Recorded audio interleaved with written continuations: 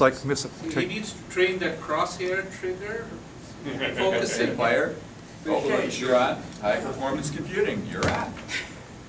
Oh, thank you, Dave, and thank you everyone for hosting me once again. Tonight, I'll talk about something that's always been very near and dear to me, high performance computing, and of course, keeping with the spirit of the group, Linux is definitely, right in there. Me and my mentor, we were having an argument. I was of the view that HPC has helped give Linux and open source a boost. His view was, no, it's the other way around. Linux and open source have given HPC a boost. Either way, the result is the same. And I'll share as much as I can. But of course, I get asked this question, what is high performance computing? So I'll spend lots of time on that. And I do have some sort of hands-on. It's not really machine hands-on. It's more a different kind, some videos, stuff that is produced as a result of HPC and Linux. So that's what I'll share with you. So this is what we'll talk about: history, the application, the technologies, what is today, and most important, the future. Nothing beats the future because you can do all the speculation you want. You can paint any rosy picture you want. That's what's great about the future. All right, history. There's, by the way, a warning. There's going to be a quiz at the end. I mean that. So let me just share with you that 90% of the questions, the answers are right here in the slide. So pay close attention. Anyway, this is where it got its start from. I had the good fortune of meeting Seymour Cray. He was basically an electronics or electrical engineer out of Minneapolis, and he just gotten a master's there after the war, and he worked with a couple of companies and decided all he wanted to do was build hardware computers. That's all he wanted to do. And so out in the West, there were two organizations, Los Alamos National Lab, whom you all know are the places where they first designed the bomb, and a very different organization, National Center for Atmospheric Research, which is located in Boulder, Colorado, on the Mesa Plateau out there, who like to predict the weather or figure out how the weather operates. Both of them said that today's computers aren't good enough, and we're talking 1965, 68, thereabout time frame. And what they really did was high-speed calculations. PDs are partial differential equations, and of course matrices. We all know matrices are very important in mathematics. So they said that this is our problem and none of the contemporary machines can do it. Well, Mr. Seymour Cray, young lad at that time, he was working with an outfit called CDC, Control Data Corporation. I'm sure a few of you, contemporaries of mine, remember I'm old-timer, remember CDC. And so CDC was making high performance in those days machines, basically scientific and technical processing. And that was around 1971, 72. He decided to quit CDC and make his own company, Cray Research. And based on specifications from these two gentlemen, let me just get rid of, let it be there, Pride Entertainment. Based on specification from these two organizations, he created this machine known as the Cray 1. Very distinctive stuff. I'd love to point out that this has a circular C shape, which had nothing to do with the first letter of his last name. From the top it was C. And the reason it was a C is all the modules were built by hand and wire wrapped by hand. And he wanted to make sure that the distance between the modules were all same size.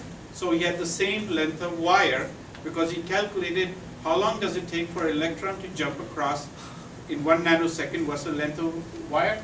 He made it the same. And as you know, a sphere has the most compact volume, and a circle also has equal distance radius out there.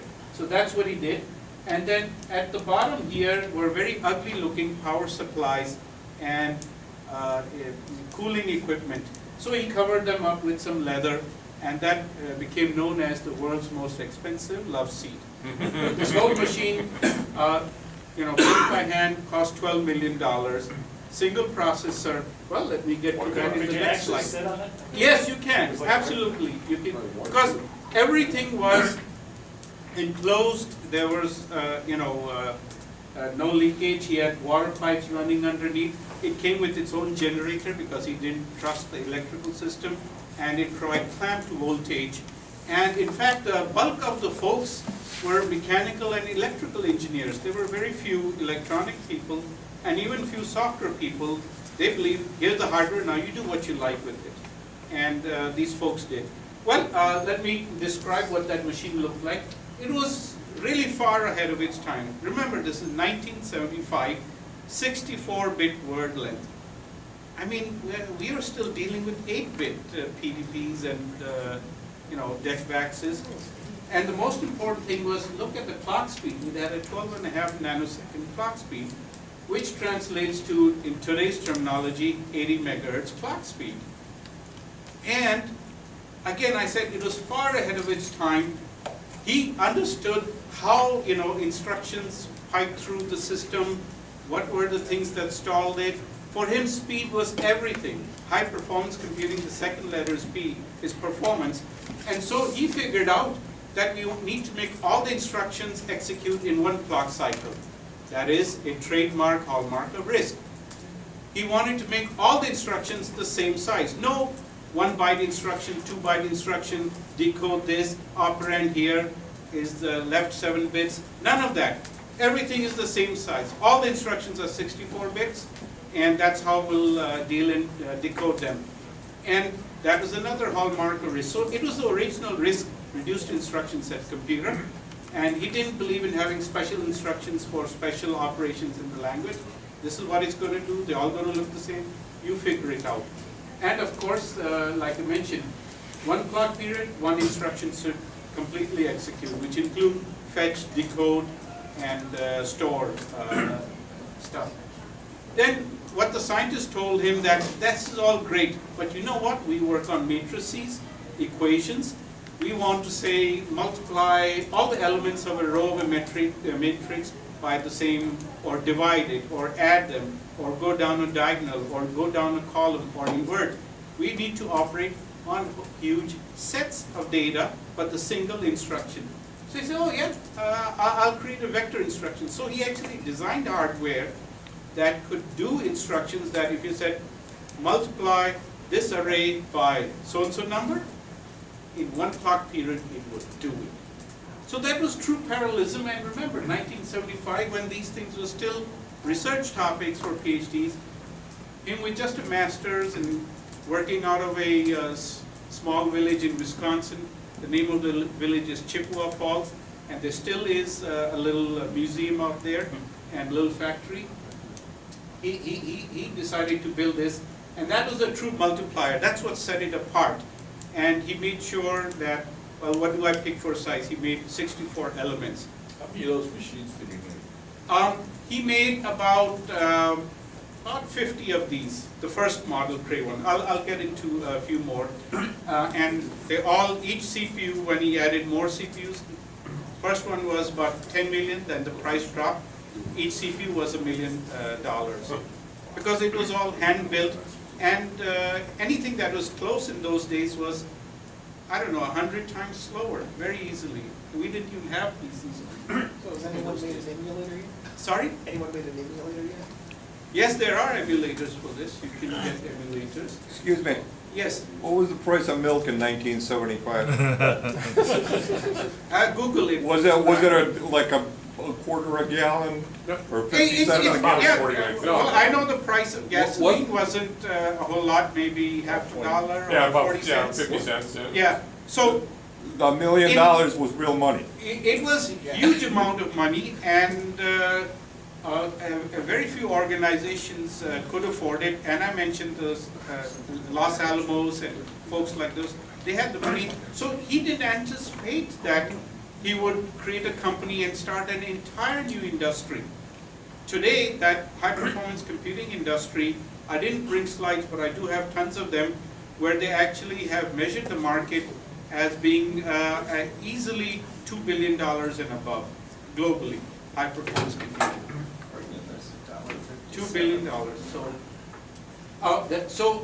that was the multiplier, so single instruction, multiple data, and the most important thing, the real heart of a high-performance machine, whether it's a cluster or exotic machine, is actually the memory.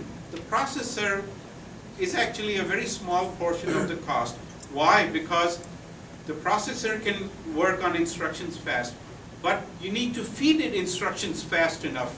Think of it as some giant hopper out there, and you have an army of people throwing in tree stumps and leaves and stuff, and they can't do it fast enough, it can chew it up.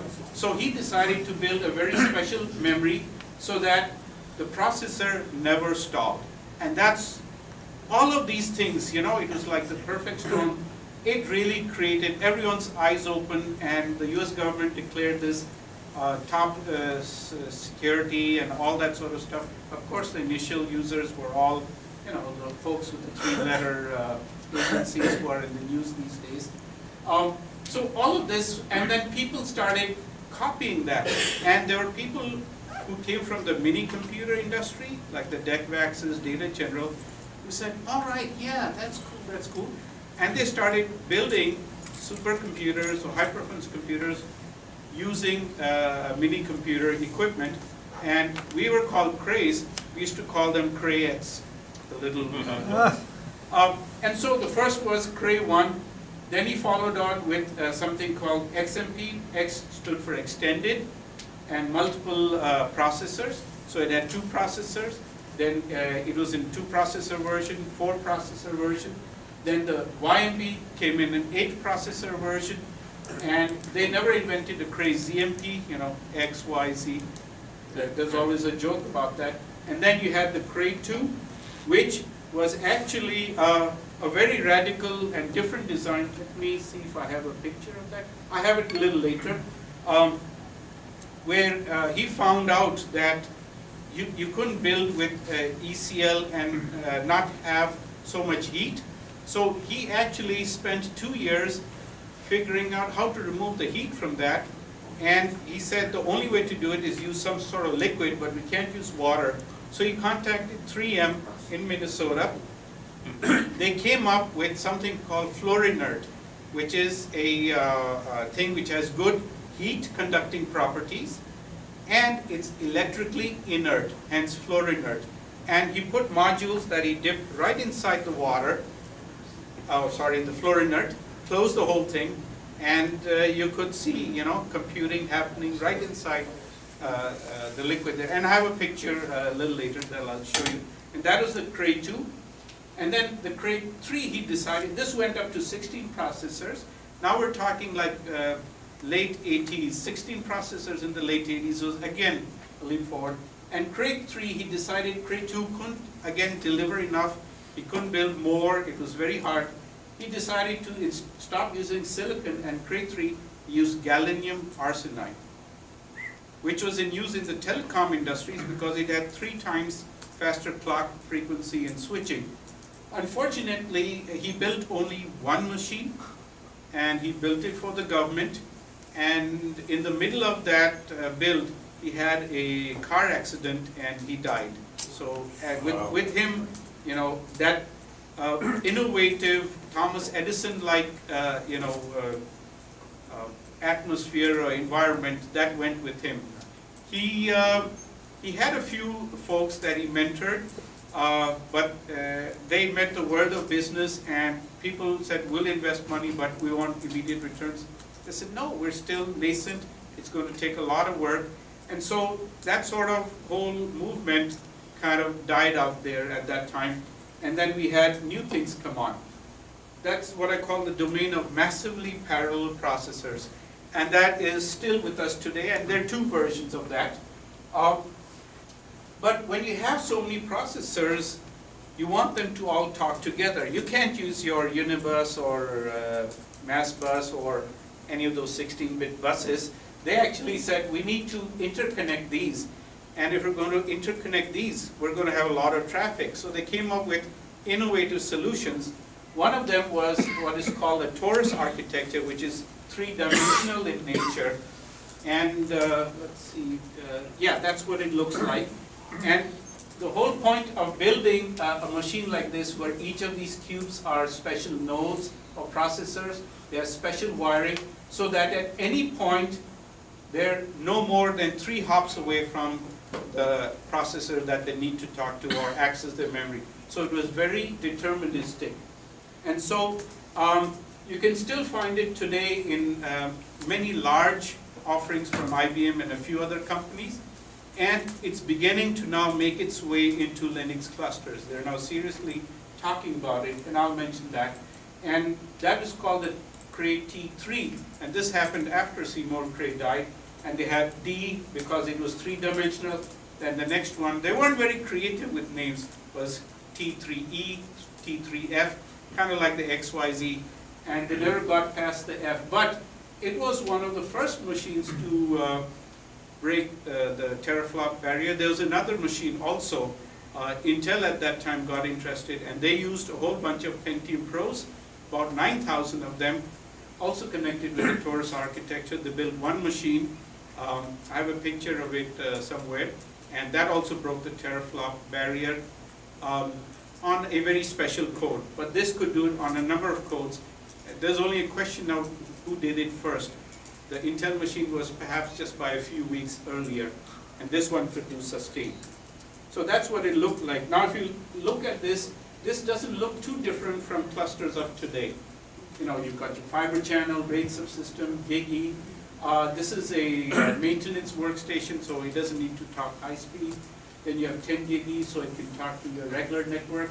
And you have GigE for separate login servers, and all of this is compute. But within the compute, they would have a network node, IO node, boot node. So you just need a couple of boot nodes. Network nodes were dedicated just to sending data off back and forth or connecting to an NFS file system. And the compute nodes were all these gray ones up there. And they had a special chip on them that as soon as it booted up, it would find out who are my nearest neighbors and build a map. So anytime someone said, I need this piece of data from this piece of code, it would locate and it would do the routing. And as I said, nothing was more than 3 hops away, so it was very deterministic. And this is the first time that a lot of people had to stop thinking of your classical linear programming model, but start thinking in terms of data layout. Everything in the high-performance computing world is data layout. That's very important because you have to map it onto some architecture. And they invented many programming languages that help the programmer not worry about the data layout, because otherwise, you know, you spend too much time mapping and doing this or declaring this structure and having that mapped off, and then if there's a slight change in architecture, rewrite all that code.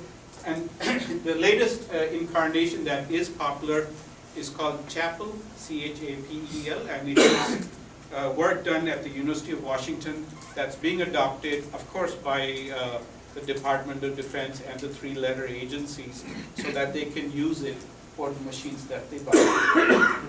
And then IBM also has a similar version, but they came up with their own language. I believe it's called X10 or something like that. And Sun had one called Fortress, but that didn't win the bid. So, and then Oracle bought Sun, and so that Fortress has now been buried. So we really got 2, but Chapel is very dominant. And you can get compilers and things for it, download free and run it, and maybe that might be, you know, something we can do. So what happened?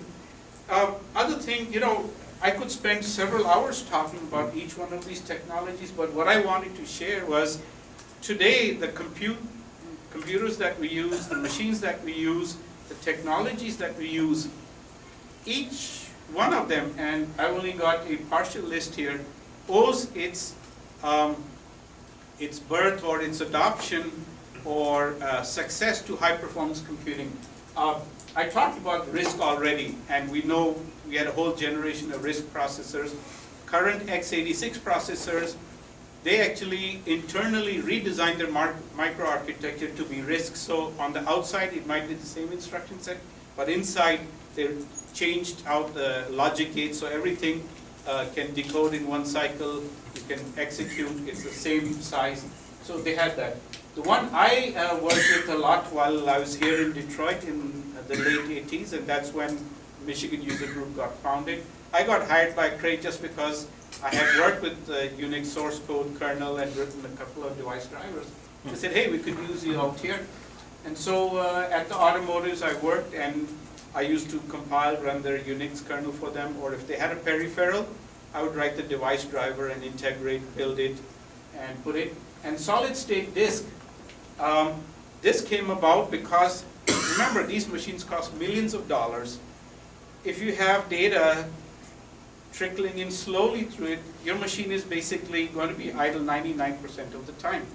So they said, do something. We said, all right, let's get a piece of memory, stick it out here, and what we'll have is we'll have algorithms, part of the driver, that would suck up all the data from the disk drives. And remember, disk drives in those days looked like washing machines. They're big and gigantic. And so it would read several hundreds of these, kind of look like the tables out here, and put it into that solid state memory, and then present itself to the CPU, and then the solid state memory would do I/O, and it would think it's writing to the disk, and then we would asynchronously flush the cache back. And today, solid state disk, how much does it cost? Maybe less than $100 for 120 gigs or something like that on newegg.com or something like that. Or your USB sticks, they also can act. The device drivers, if you open them today in any operating system, 90% will look exactly like what we had written back in the mid-80s. Multi-core software, you know, many of your boxes, I got 4 cores or 8 cores, but again, to make sure that the cores talk to each other, they don't trip over each other, what are the protocols, what's your part of the memory, what's my part of the memory, if we do have to swap, then this is the algorithm we'll follow. All of that came from high-performance computing, because in the early 80s, they were doing, or mid-80s, they were doing 2 CPUs, 4 CPUs, so it came from there. Massive memory, decoupling of I/O. This was one of the earliest things that we have, because I/O was slow, and they had to run peripherals like tapes, or serial interfaces, or parallel interfaces, which were 1,000 times slower. So they decoupled it. We had special I/O processors, and that's what we have today. You have separate chips for driving the video, separate chips for driving the peripherals. Again, it came from there. Massive memory, that's another hallmark today. Well, let me share with you, I thought I had it on the specifications. The Cray 1, it was 64-bit word length. It had 8 mega words of memory. One word was 64-bit. So if you wanted to translate, it was 64 megabytes of memory, which in those days was hell of a lot, because our PDP computers had, what, 128K or something like that. And so they knew how to manage that memory, how to make sure that we can get any data anytime we liked. Today, high-performance computing, it starts at 1 terabyte of physical RAM, and it goes on up above that. And in the future, we're already running into problems when you have so much of RAM. What happens when you have many parts? Reliability starts going down. The more parts you have, the more things break. And so we're having to deal with issues of reliability. But again, this is where 90% of high-performance computing, the investments are in the memory. How to keep that memory alive, how to keep it feeding the CPU or CPUs, and make sure that you can have retries or refreshes, and make sure that when the data is being fetched, that refresh is not going on at the same time, so you can get it. All of those algorithms are there. And then high-speed serial or parallel interfaces, we call it HIPI. That's today your visualization drivers that drive those giant big walls or large screen TVs. That in those days, in 1988, this ran at 800 megabits in one single direction. And of course, nowadays we have its modern day equivalent, InfiniBand and so on, visualization drivers, chipset, and of course today parallel processing software, the library, they realized how processors talk to each other. They made everything in the library that's called MPI, or Message Passing Interface. So all of these are kind of like contributions of HPC to the modern day technology. I touched a little bit about, in those days, silicon versus gallium arsenide. That was the Cray 3 and Cray 2. Unfortunately, he died. And then with him, interest in gallium arsenide died. The big thing that happened during my time is he invented these machines, and the Japanese copied him and the Europeans copied him with vector instructions. Of course, vector instructions mean that you have to have special purpose hardware, make your code line up so that all the data is presented as a big chunk that you can operate upon. Around that time, the Intels and AMDs and the Motorola's and all the other microprocessor vendors, they said we can make micros cheap enough that you don't need vectors anymore, and you don't have to be restricted to a size 64, data elements at a time. And so there's a big battle of vector versus killer micros. We all know now microprocessors won, because today's architecture are all clusters.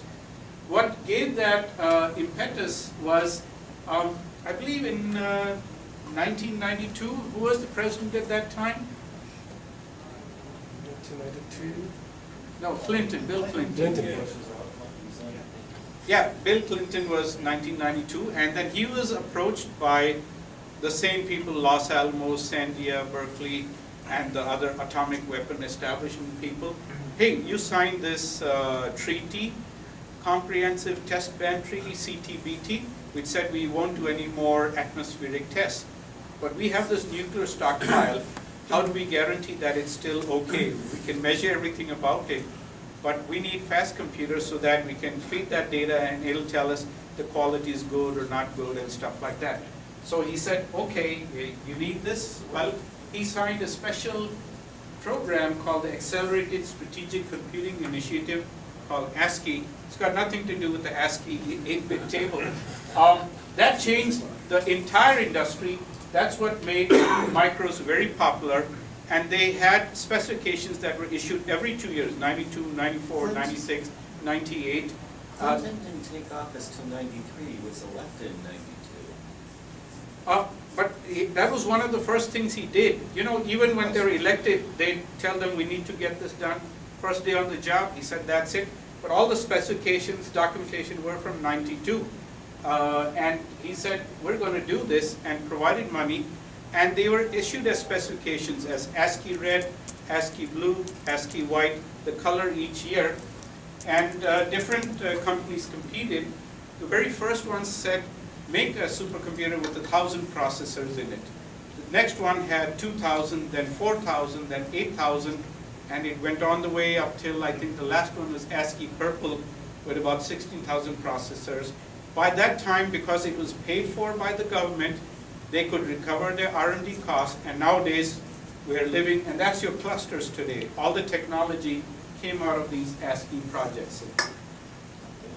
Okay, so that was a little bit on the larger architecture. Now let's talk about how do you measure the speed of these machines.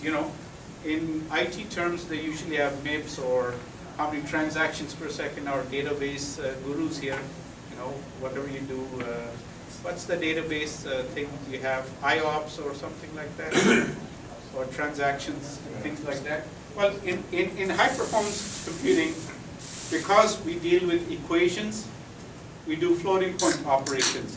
Your basic equation, y is equal to mx plus c. There's a multiply and an add. That's a fundamental thing. And your divide or subtract, they're just simple mirror images. So the same speed will apply. So in those days, clock speed meant that the higher the clock speed, the more floating point operations you could do. And at the Cray 1 speed, the 12.5 nanosecond or 80 megahertz, because it was RISC, one instruction, one cycle, it was straight 80 megaflops or millions of flops. So megaflops became the proper thing. well, I built a machine that has 100 megaflops, 120. And so we had these, what we call macho flop wars. All the vendors at that time, the Japanese, European, everyone, they would publish, we've got this, and it was macho flops simply because they could boost the clock speed or stuff like that. And of course, in the 90s, USA versus Japan, there was always a big war going on about these. And soon megaflops became gigaflops, which is 1,000